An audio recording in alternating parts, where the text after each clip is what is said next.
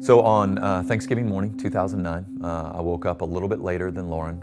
Lauren had been in the kitchen kind of preparing breakfast and some dishes to take to our in-laws. We were going to do Thanksgiving dinner with her parents. They lived just a few blocks from us. And so I got up and poured myself a cup of coffee and then asked Lauren if I could do anything to help. And she said I could feed Nora, our youngest daughter. I could just hear the normal sounds of like a normal morning, and could hear the kids playing, could hear the TV humming. All of a sudden I hear just this crash that interrupts just the normal sounds, and I'm just waiting to hear Matt say, "Don't worry about it, Lauren, I got it."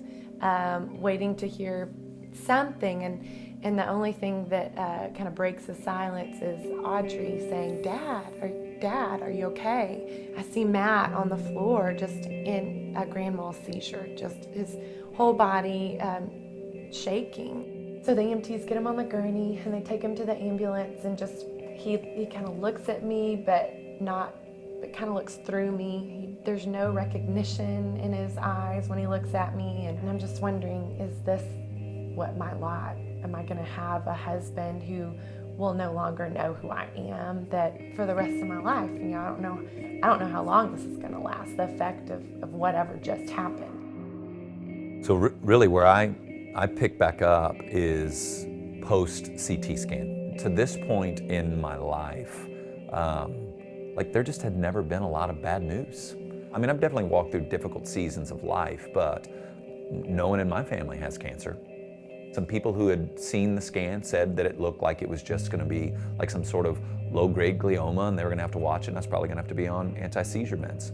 And so going into Tuesday, my expectation is to hear those kind of things.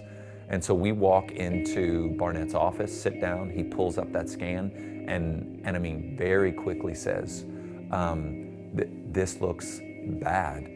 This will kill you. The question now is when.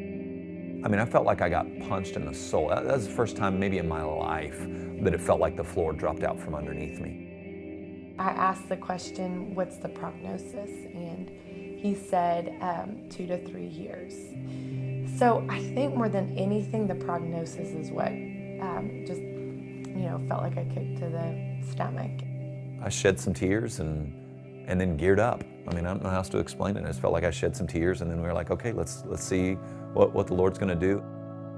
What the Lord stirred up and showed me is that I had some idolatry in my life, and I had some confidence in me in my life that ultimately is the kind of idolatry that you would never get in trouble for. That I really believed that my kids were gonna know and love the Lord, not because He was gracious and merciful to them, but that I trained them in it.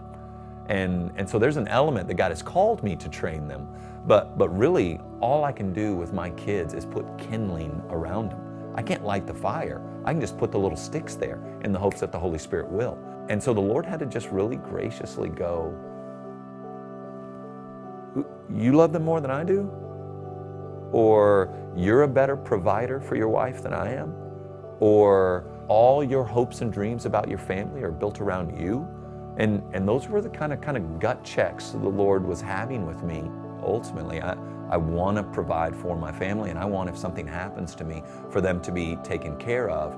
But ultimate care is going to be the Lord and His care for them.